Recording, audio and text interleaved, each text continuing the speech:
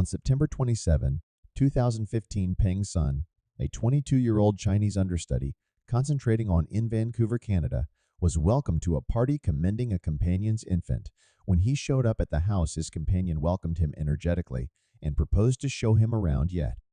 When Peng went down to the cellar, his life took an unfortunate. Peng's son was brought into the world in Beijing in 1993 and grew up under the caring consideration of his folks. He went to the best schools in Beijing. His dad, Kang, son, had a fruitful development business that profited from China's flourishing economy. During an outing abroad, both Mr. Sun and Peng became hopelessly enamored with Vancouver in view of its security and comfort for Chinese occupants. In 2008, when Peng was 15 years of age, Mr. Sun sent him to learn at a secondary school in Vancouver. Peng's mom likewise went with him to Vancouver for a couple of years. Peng later learned at Kwantlen Polytechnic College.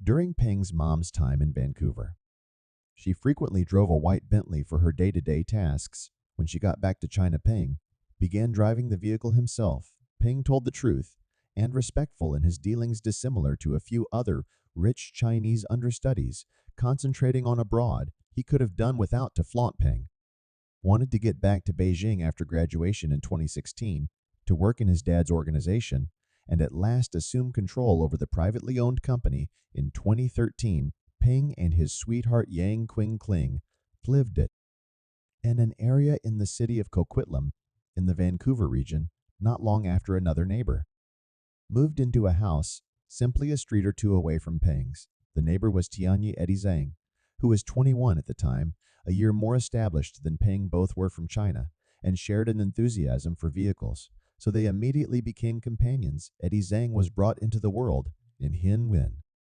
1992, in Shuzhou, Shaanxi territory. He let his companions know that his dad was an administration official. In 2011, at 19 years old, Eddie Zhang started learning at Shaanxi College of Money and Financial Matters. Frequently drove extravagant vehicles nearby. Eddie later moved to the College of Ruler Edward Island in Canada. Dissimilar to most worldwide understudies, Eddie was at that point an extremely durable occupant of Canada. He resided in Canada with his mom and more youthful sibling, and frequently went to and fro among China and Canada. Eddie was active, wanted to display his way of life, and succeeded at making companions rapidly in new spots. At first, Eddie Zhang frequently came to Peng's home to play video games. At whatever point he was there, Eddie would get calls from China examining themes. For example, organizations, business, and money, making him sound like an exceptionally effective financial specialist. This persuaded individuals to think that his family had areas of strength and associations. One day, Eddie called Peng and said, "I run an underground betting activity and can extend to you a lucrative employment opportunity. Are you intrigued, mate?" Peng quickly declined, saying he wasn't intrigued. In the wake of seeing Eddie Zhang's way of behaving in discussions, Peng and his sweetheart Yang understood that Eddie was not being honest. Eddie never referenced which college he joined in, and they found that the WeChat account he used to contact them was not the same as the one he utilized with their common companions.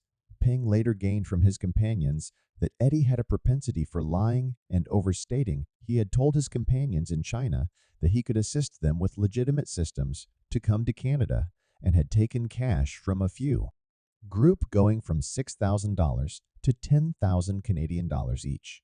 Anyway, he was fruitless, and he didn't return the cash to his companions. He then, at that point, escaped back to Vancouver. Peng started to move away from Eddie Zhang, and presently, Peng and Yang leased a loft close to the college. Subsequent to moving out of their past house, Peng eliminated Eddie Zhang as a companion on WeChat and cut off contact.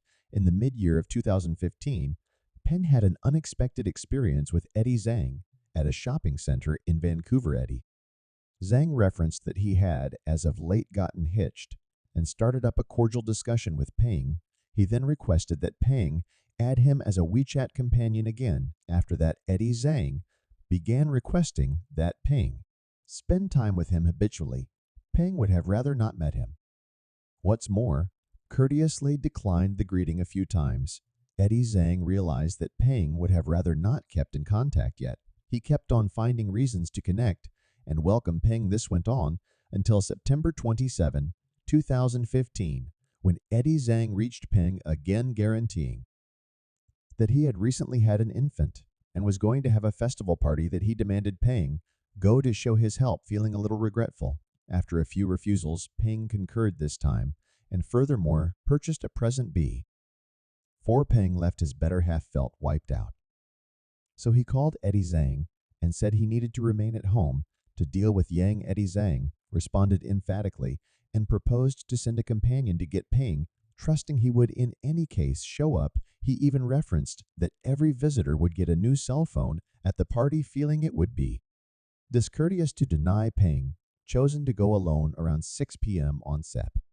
27. Peng drove his white Bentley to the location Eddie Zhang had given him and was met by Eddie Zhang before the house, which had been purchased by Eddie Zhang's uncle and had been unfilled since obscure to Peng. Eddie Zhang's significant other was exclusively in her 39-7-day stretch of pregnancy, and the child had not yet been conceived. The festival party was only a reason to get Peng to appear. Subsequent to escaping the vehicle, Peng gave Eddie Zhang the gift and complimented him, then followed him into the house. Eddie Zhang proposed to show Peng around the house when Peng entered the storm cellar. Mandarin requesting, "I need 2.5 million Canadian dollars. Don't. He will be dead, okay?" Mr. Sun quickly informed his significant other concerning what is going on. What's more, subsequent to examining it, they chose to set up the payoff and call the police simultaneously. The Beijing police recommended that he stand by as far as might be feasible and not surge to the installment, and they likewise reached the Vancouver police. Mr. Sun then let the hijacker know that it would require investment to collect the cash, and he was unable to raise the full two. After 30 minutes passed with no photographs showing their child harmed, they felt a combination of alleviation and proceeded with uneasiness when the criminal called again. Mr. Sun saw an adjustment of tone. The guest was less forceful and undermining. He even started to arrange the payment in the end, bringing it down to 1 million Canadian dollars. Mr. Sun detected the adjustment of demeanor and feared he demanded addressing Peng prior to sending any more cash and needed to hear Peng's voice after some exchange. The guest concurred. Not long after, voice came on the line and said, "Father, if it's not too much trouble, assist me with giving him the cash." The hijacker promptly took the telephone. Mr. Sun realized his child's voice well and was certain that the voice he heard wasn't Peng's. He approached the ruffian to allow his child to make reference to his sister's birthday. However, the criminal denied, saying, "Don't deceive me." Mr. Sun then proposed his own birthday.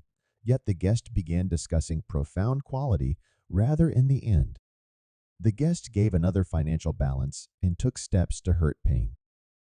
In the event that the cash wasn't moved, this time Mr. Sun chose to quit sending cash to the hijacker. He at last reached Peng's sweetheart Yang and sent her the recording of the capturing call. Yang promptly recognized the voice as that of Eddie Zhang. With this data, Vancouver police followed Eddie Zhang's telephone and immediately found him in the early morning long stretches of September 29 at 3 a.m. nearby time in Canada. The police captured Eddie Zhang and 3 Canadian accessories on Lynn Valley Road in North Vancouver and found Peng's body in the storage compartment of a vehicle. Peng's mom's siblings by marriage hurried to Vancouver from Beijing. The brother by marriage saw Peng's body, which gave indications of a battle before death. His face was turned and purple, and his tongue was out, showing that he had endured before he kicked the bucket. The post-mortem examination report later uncovered that Peng passed on from suffocation brought about by a zap tie around his neck. He passed on only 7 hours in the wake of going into the house. Police promptly started researching and scrutinizing the 4 suspects. 23-year-old Eddie Zhang, 21-year-old Casey Hisco, 20-year-old Dylan Green, and 18-year-old Jacob Gorelick Hisco functioned as a poker seller in Eddie Zhang's unlawful betting activity. He figured out that Eddie Zhang was wanting to hijack rich individuals for emancipate, so he acquainted Eddie Zhang with a Canadian named Jay, and both of them arranged the capturing together. Ultimately, Eddie Zhang picked Ping as their objective after Eddie Zhang tricked Ping to the storm cellar, the house J, and others held Ping hostage with tasers. Destroy lashes and cuffs. While Eddie Zhang called Ping's dad Hisco, drove by Ping's loft a few times to check for police presence. When he saw no squad cars, he messaged Eddie and didn't say anything, and were great at 12 p.m. of the capturing. Hisco figured out that Ping was dead over around 45 minutes. He informed Eddie Zhang a few times on WeChat, specifying how to tidy up and discard the proof.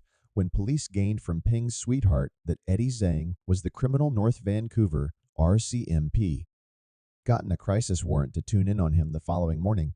At 9 a.m. police found Ping's Bentley leave close to Psyche Street and Wellington Street in North Vancouver and set up observation while certain officials marked out the vehicle. One more gathering of police from Coquitlam North, Vancouver, West Vancouver, and Burnaby RCMP watched Eddie Zhang.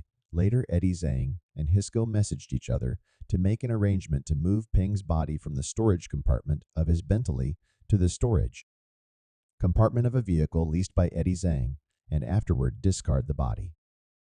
To work with the exchange, Hisco enrolled 2 other Canadian men and let them know they required help moving a bundle. At around 3 a.m. on September 29, 2015, Hisco showed up at the Lynn Valley meetup point in a vehicle enlisted for the sake of Eddie Zhang's mother by marriage he had with him. The 2 volunteers, Dylan Green and Jacob Gorelick. Eddie Zhang then, at that point, appeared and supported up his rental vehicle until it was trunk to trunk with the Bentley.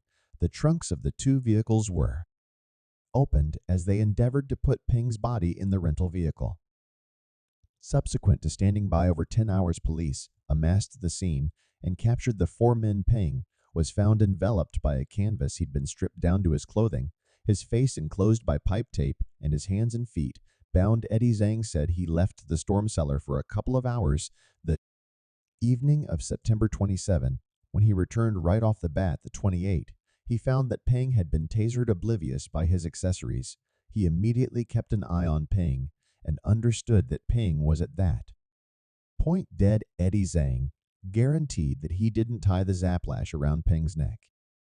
Furthermore, Hisco likewise denied any contribution. The police examination uncovered that no less than 8 individuals were engaged with Ping's capturing. Jay was recognized as the coordinator of the hijacking plan, which designated well-off people. For recover, he educated Eddie Zhang to track down youngsters from rich Chinese families. Anyway, Jay was not captured in spite of his contribution for the situation. 3 weeks before Ping was grabbed, Eddie Zhang deceived a moderately aged Chinese man who worked in cash trade. Eddie asked the man to carry 250,000 Canadian dollars to meet him. As the man got into Eddie's vehicle, Hisco got his face with 2 hands from the secondary lounge. The man battled and figured out how to split away. Subsequently, Eddie Zhang was accused of first-degree murder, grabbing, and insult to a body. On Walk 11, 2016, police illuminated Ping's family that Eddie Zhang was probably going to be accused of first-degree murder. Under additional cross-examination, Eddie Zhang decided to stay quiet, declining to respond to any inquiries and giving just restricted data through his legal counselor. Without an admission, police experienced issues gathering proof from telephone records and instant messages, making it challenging to uncover the reality of the case and evaluate the effect of every lawbreaker on Ping. Passing Peng's family saw as difficult to acknowledge anyway was that in February 2017, preceding the case, went to preliminary. The indictment cut a request manage Eddie Zhang. Eddie confessed to homicide, unlawful restriction, and coercion, however, not to first-degree murder. That arraignment made sense of that. In Canada, first-degree murder requires cautious preparation and a plan to kill, so except if they could demonstrate that Eddie expected to hurt Ping when he coordinated the capturing, he must be accused of homicide. The police presumed that Eddie Zhang didn't genuinely hurt Ping and didn't maintain that he should be killed. It was plainly Eddie's activities that made Ping an objective for grabbing under Canadian regulation. The most extreme punishment for murder is life detainment. However, sentences normally range from 4 to 15 years in jail on February 21, 2017. Eddie Zhang was condemned to 14 years in jail by the High Court of North Vancouver. Casey Hisco was condemned to 7 years. Charges against Dylan Green and Jacob Gorelick, who aided move the bundle, were dropped. The characters and whereabouts of 4 different suspects stay obscure. Of the 340,000 Canadian dollars deliver paid by Mr. Sun, just 50,000 Canadian dollars has been recuperated. Police have not had the option to follow where the remainder of the cash went because of the security worries of the lawbreakers. Eddie Zhang's own data has never been disclosed. Ping's family has never met Eddie Zhang or any of his relatives and has no clue about his experience. They have just gotten some data about him from Eddie Zhang's companions. As per Eddie Zhang's true keeps in China, he is from Ying District in Shaanxi Territory with just his own name recorded and no insights regarding his folks. Eventually, somebody gave Mr. Sun a name professing to be Eddie Zhang's dad. After looking at, they observed that this individual was a leader of a state-claimed coal mining organization in Shaanxi. Anyway, they couldn't affirm whether he was truly Eddie Zhang's dad. Right up till now, the character of his family stays obscure. Media examination proposes that Eddie Zhang, his mom, and more youthful sibling got comfortable Vancouver. He was known to spend richly while his dad stayed in China. Such conditions regularly demonstrate an individual of high societal position, either in government or business.